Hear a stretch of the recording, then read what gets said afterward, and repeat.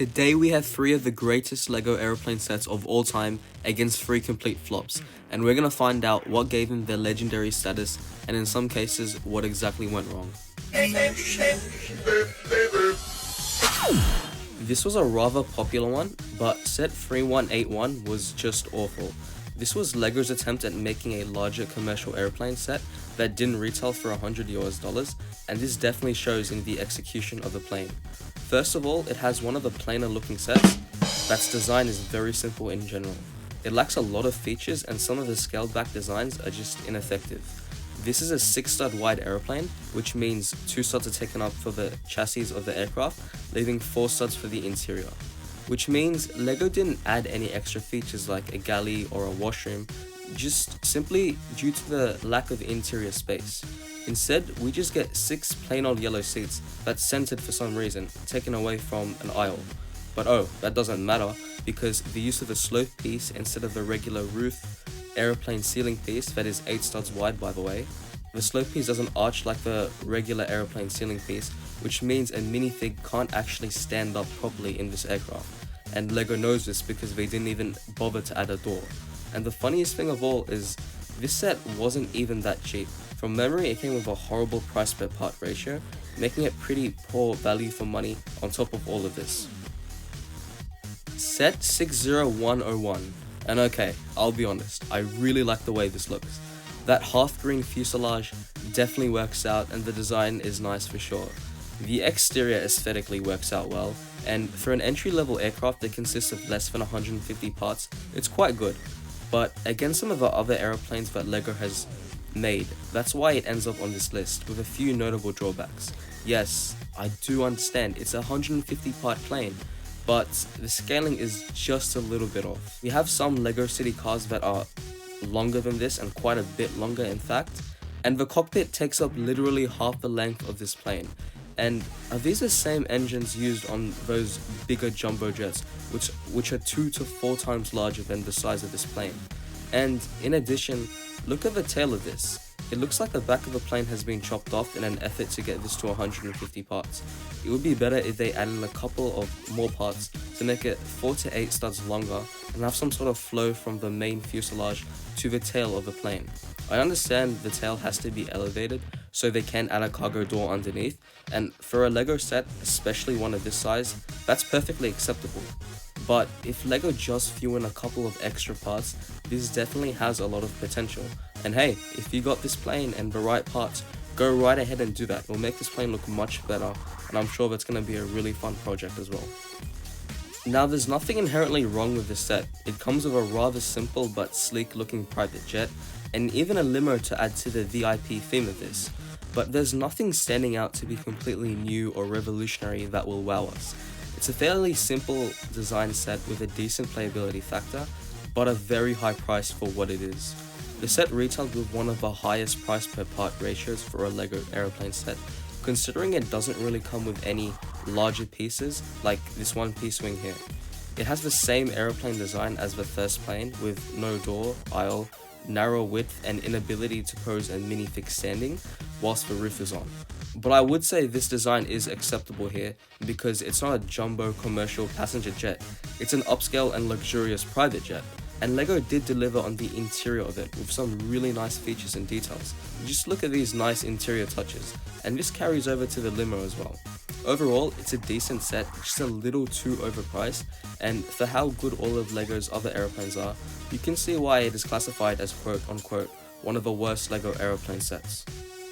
If you bought set 7893, good choice. Not to mention that this set has appreciated by quite a bit since its release over 15 years ago, and if you got the original set all sealed up, you're in for a good time, that's for sure. Anyways, even though it is quite old, it has all the elements of a good set. Nothing feels skimmed out or compromised here. It all feels very complete and well designed. The exterior detailing for a LEGO City airplane is good. Really nice choice of colors, they all complement each other really nice, especially with that white and blue contrast. The interior also is top notch, mostly because for a plane of this size, there is a lot that can be added, and that's exactly what LEGO did. There's a first class and even a normal economy section, which is divided up into each individual sections. Great attention to detail. I'm not going to talk about the price of this set a whole lot because this set is really old, so the prices back then are different to today's, but in general and overall, very well-rounded set. This set comes with hands down the best LEGO airport that LEGO has ever made. If it was just a little bit bigger and with a bit more detail... But anyways, for a LEGO City set, it is excellent. The airport for its compact size definitely delivers with a design that, well, you can just tell it resembles an airport. There's a working baggage drop, waiting area, and security. For its scale in a LEGO City set, a very nice selection and execution. The plane also is pretty good. They went with a rather odd design with the engines mounted on the tail, like some of the older jets like the Boeing 727, but I quite like the color scheme and I appreciate the uniqueness of it. The plane isn't massive or anything, but it is a decent size with an 8-stud wide width, allowing them to pack a heap of details like the cockpit and lavatory.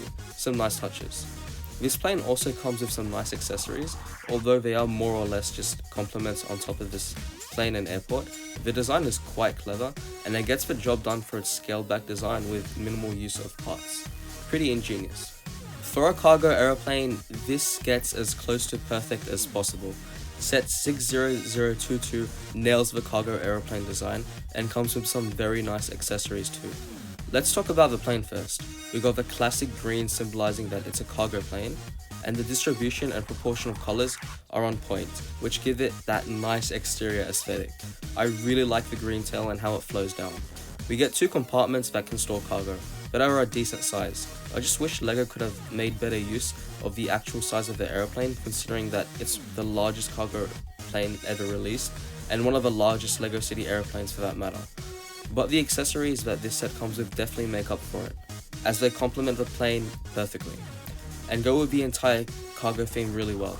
I do want to mention that this set was quite expensive and came with a fairly poor price per part ratio, but I can overlook that because we get some really chunky large pieces, like this wing piece that only accounts for 1 out of the 658 brick counts. And we get some exclusive pieces here, like the green tail, which are quite rare now, since the set has retired quite a while ago. And there we have it, guys, 3 of the best and 3 of the worst LEGO City aeroplane sets. I didn't want to go too old for this list since most people won't know or have even seen the really older sets, and it was a completely different era back then, when they were using normal bricks and not any special aircraft specific molds. Thank you so much for watching, and I'll see you in the next video. Guys, it's been 6 months, I know, I'm sorry, it's been so long since my last upload, but guys, we're back and so much has happened in that 6 months. I mean, we hit 15,000 subscribers, which is just amazing, but I can't thank you guys enough for the continued support. I'm gonna do my best to try and keep consistent with an upload schedule. I'm gonna try and shoot for once per week, but hey, I said that before and it's been 6 months and here we are now. I got a ton of content planned and I need you in the comment section below to let me know what you want to see in a future video. The last thing I want to address is, especially on my earlier uploads, I started off the video with a giveaway for LEGO. I did say it was for $500 when the giveaway reached 1,000 subscribers, but that was before the introduction of Copper in the beginning of 2020, which cut ad revenue by a ridiculous amount. And then the pandemic hit, so that didn't end up happening at all. But currently I am trying in some way to sort something out for you guys that will hopefully be happening soon. Anyways, that's all for now. Thank you so much for watching, and 15,000 subscribers is out of this world. It doesn't feel real. Can't thank you guys enough. Anyways, I'll see you in the next video. Bye for now.